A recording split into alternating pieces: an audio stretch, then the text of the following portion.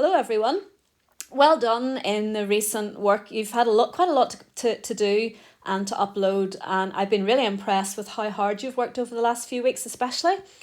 It's hard for me to know sometimes how much work and how long it's taking you. So, if you think you're spending a wee bit too long on your biology than you are on your other subjects, don't be scared just to send me a little note.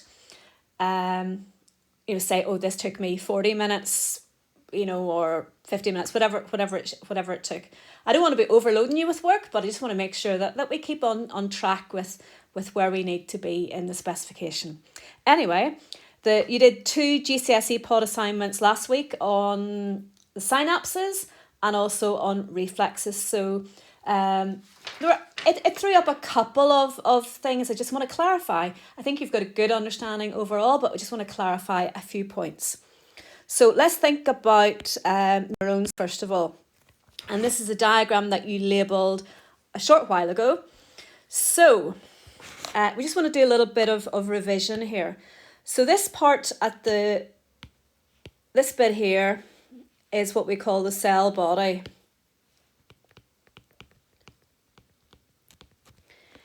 And the bit then that's coming out of the cell body down through here in the middle of here is called the axon. And it's taking the impulse in that direction. So if you haven't already, it'd be a good idea to put an arrow there and just write direction of impulse.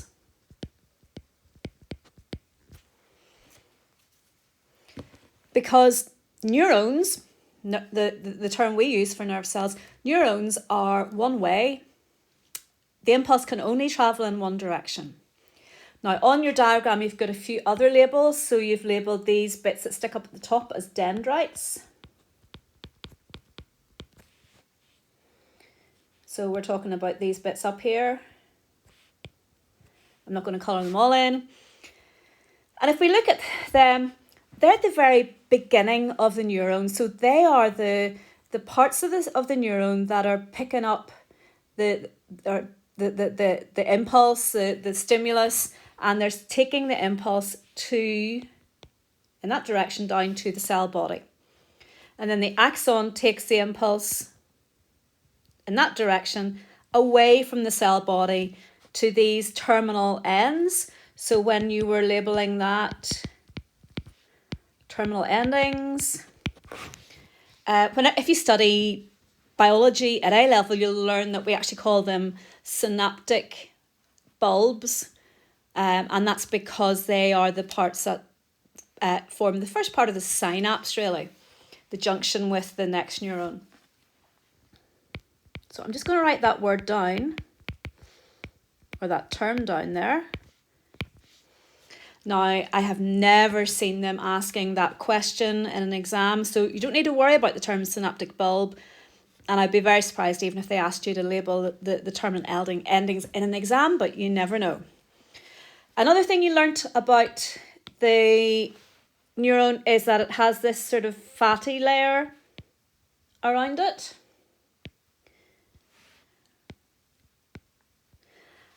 And that the reason it has that layer, that's an insulating sheath, and you've labelled that already, and that speeds up the impulse. It makes it go faster. In the middle here, I haven't labelled number 6. Number 6 up here, that's the nucleus. So just to get things straight, if I could get my pointer here.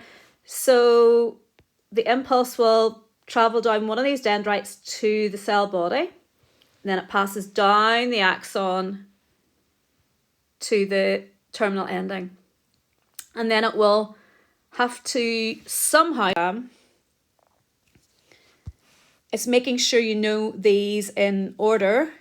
So I suppose if we're being really fussy, that's the dendrite, and then that one is the dendron. But at GCSE, they're not going to ask you that detail in your GCSE exam. Now, let's think of reflexes then, travel to the next neuron. So say, on this diagram here, there's our cell body down there. So that's dendrites. So the impulses come along here through the cell body, through the axon, through here to the terminal endings. The junction, and if you look very closely at that, you will see that there's a space there. So that junction there is called, that gap is called the synapse. And the electrical impulse can't jump across there. It has to be conducted. It needs to pass along through something before it can get to the next neuron, which is cell B in this case. Whoops. So you learned how that happens. When the impulse reaches down here, it causes these vesicles. Vesicles are like a little bags that contain the transmitter chemical. And it causes them to move down here and to sort of join with the membrane here, and the contents then diffuse into here. So you'll have a lot of these vesicles releasing their contents, releasing the transmitter chemical into the synapse. So the synapse is that gap there. Now we've got a high concentration of transmitter chemical on this side, and so if you think back to what happens when you've got a high concentration and no concentration or a low concentration, you get diffusion. Okay, so the transmitter chemical diffuses across the synapse and it will bind onto the membrane of the second neuron, which is cell B in this case. Now, if only one or two molecules get across, it's not going to have any effect. It's not going to be enough to send an impulse down cell B. So there is a certain level, or what we call a threshold. It's like a pass mark.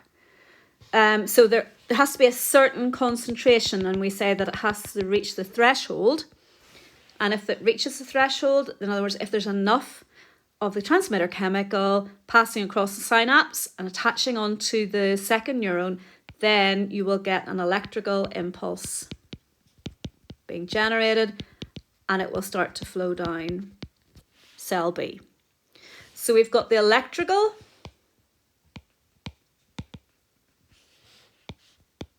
impulse here and here, but in the middle here, it's chemical movement. Now that is important. The chemical bit is actually the slowest bit, but it's important that we have electrical and chemical. If we just had electrical, sometimes there would be false messages, false signals being sent. And so the fact that there's both electrical and chemical messages means that it prevents any false signals being sent. Okay. Now, let's have a look at some of these things then. So, most people knew that the answer was, well, I think everybody knew that function of neurons were D, to transmit electrical signals around the body. And the axon, well, as we said, we've got the dendrites taking the impulse to the cell body. So dendrites takes to the cell body, and then the impulse travels down through the axon here. That's a desperate diagram. So what's the function of the axon? It's carrying the impulse away from the cell body. So it's not A, it's not anything to do with blood. We think it's that, and it's not anything to do with the stimuli, so it must be C. What's the gap between neurons called? Well, we know that it's a synapse. Yes, it is a sort of a junction, but that's not the real term. We know that it's a synapse. Neuromuscular, we haven't mentioned muscles. Neurotransmitter is the name of the chemical. How do neurotransmitters, so that's the chemical, travel across the gap? And the gap is called the synapse. Well, we said that they diffuse across the gap. So your answer is D. You haven't really heard about facilitated diffusion. You might have heard of active transport. I'm not sure if you remember that or not. Osmosis, you haven't really studied either. So those are maybe words that might put you off. But if you went back to your notes, you know that it definitely moves by diffusion. When is an electrical signal triggered in the receiving neuron? So that's the second one. Well, we said there had to be a certain level, or there had to be a threshold.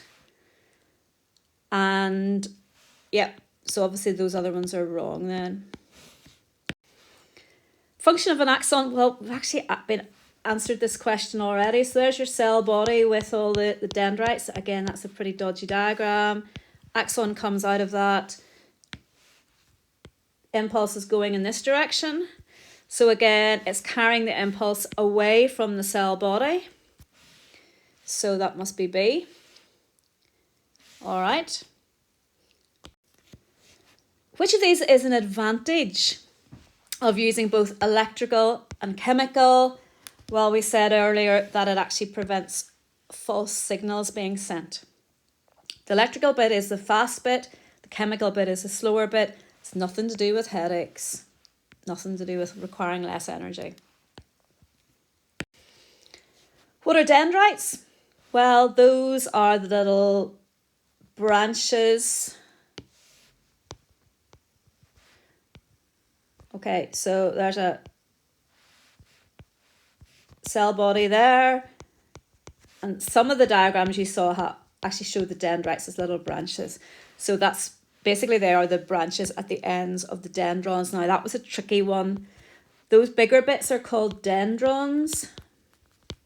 And the little branches at the end are dendrites. So you might have picked that up from the GCSEPod. You might have missed it. But as I said, there were some very tricky questions here, so I wasn't really expecting people to get full. Now, this was mentioned in the GCSEPod.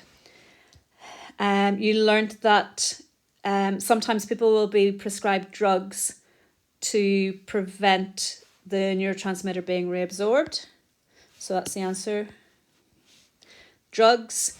And sometimes people are given medication as painkillers and so on to affect the action of the synapse. And that's how paracetamol and things like that work. They actually affect whether or not the neurotransmitter can be released, and then again whether or not it can be reabsorbed.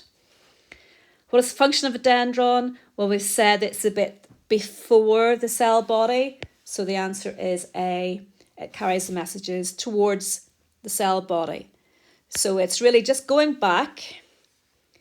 If we go back to this very first diagram. So a reflex is an automatic response. If you think of putting your hand down, maybe your mum or your dad's been cooking the dinner, you come in, you put your hand down in the hob, not realising they've been using it, and your hand gets really, really hot. Your hand, you actually have lifted your hand before you realise what's happened. And that information, well, the stimulus was the really hot hob or cooker, and it fired, and it caused an impulse to be fired up through a sensory neuron in your arm. So this little person on the right here, it goes up a sensory neuron in their arm, goes into their central nervous system, in this case their spinal cord. It synapses with an association neuron, and then another impulse is sent down the arm. I'll do it in a different colour. Down the arm to the muscle. And that the muscle contracts and they lift their arm up. Okay, they've got a funny shaped arm. I've just drawn it in yellow, but they lift their arm up. That happens in a split second before you even realise that you're about to burn your fingers. If that didn't happen, and you had to go through the thinking process, you'd probably have burnt your fingers. So it is that kind of survival mechanism. And there are other mechanisms like that. If you go outside on a really sunny day, immediately your pupil will get smaller. And that's because the bright light would actually start to damage the sensitive cells at the back of your eye. So that's another safety mechanism. And there are lots of reflexes like that. So the impulse goes to your spinal cord and then back out again. It doesn't actually travel to your brain. And that's what makes it so fast. So if we look at the diagram on the left, we've got a stimulus. So that could be you putting your fingers down, your hand down on the cooker. And so you've got receptors in your skin that detect the really hot temperature, and the impulse travels through the sensory neuron, and then this bit here is in the very center of your spinal cord. So it'd be surrounded by your spine, and it gets in there, and it synapses with the association neuron, and then the impulse travels down through the effector neuron, the motor neuron to the effector. So the effector would be the muscle. In this case, the muscle contracts and you lift your arm up. So there's 3 neurons, very fast. It's automatic.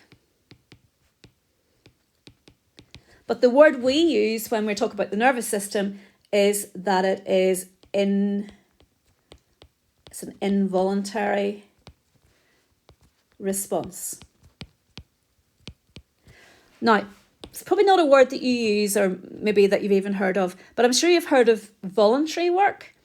Voluntary work, well, for example, we have some sixth form that volunteer each week at Sperrinview School, usually whenever there's no coronavirus on the I don't know, I'm getting too tired, I'm losing my words here. But whenever there's no COVID yet, we would have had some sixth form who went down and volunteered in Sperrinview Special School each week. Now, if you volunteer for something, you are actually putting your hand up and saying, I want to do this. You're making a decision. Nobody's telling you, nobody's forcing you. So a voluntary response would be where you decide to walk or to eat or to talk or to move your head or to shake your head. That's what a voluntary response would be. So what's an involuntary? Well, that's the opposite. So an involuntary response, you don't think about it, it just happens. So that's the term we're using there. It's an involuntary response. So all those things like lifting your hand up without thinking about it, your pupil getting smaller, things like that, they just happen without you thinking about it. So it's an involuntary response. It's much quicker than any other kind of response because all those other things that we talked about, where you walk or you talk or whatever, that has to go up to your brain, and then the message has to come down from your brain and out to your muscles. And so anything that you have to think about will take longer. So it's an involuntary response. So we say there's no conscious thought. In other words, we mean the brain isn't involved. Okay, so let's look at some of the questions I tackle. Again, a lot of these were very well done, but a few of them are a little bit tricky as well. So we've said that reflexes are automatic.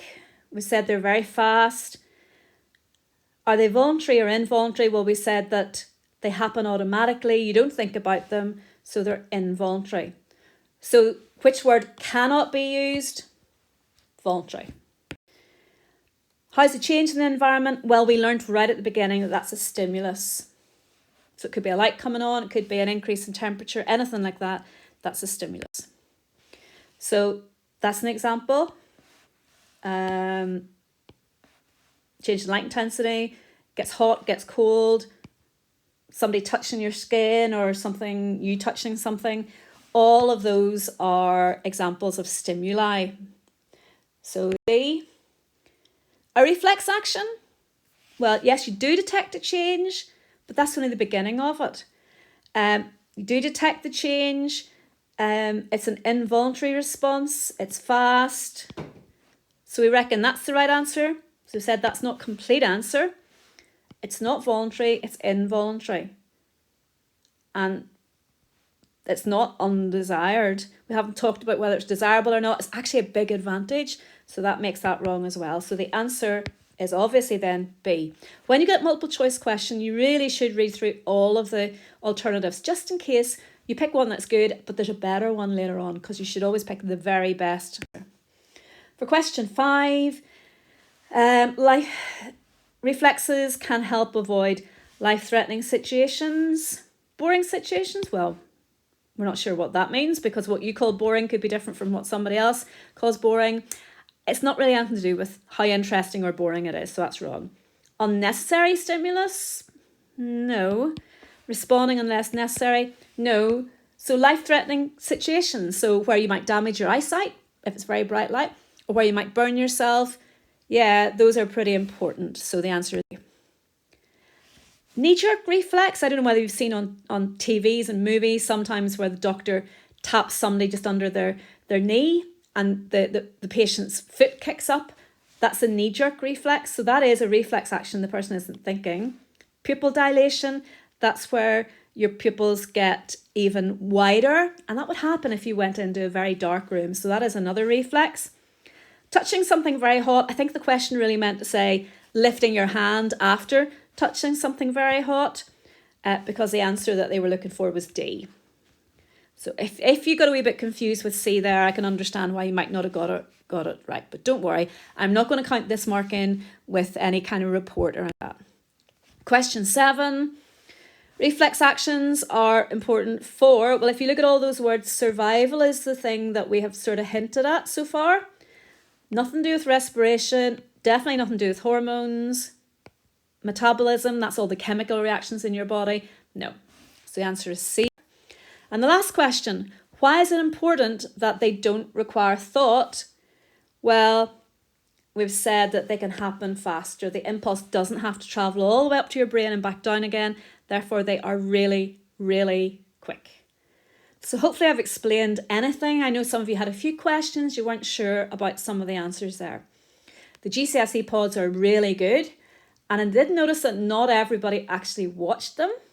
So that could be maybe what you need to do the first time. You should be watching the GCSE pod first of all. That was part of the assignment. But certainly most people did. Most people did very well. If there's still something you're not sure about, send me a private message and I'll get back to you. Okay? But keep on working. You're doing really well. And if you are ever stuck, make sure you send me a message. Bye.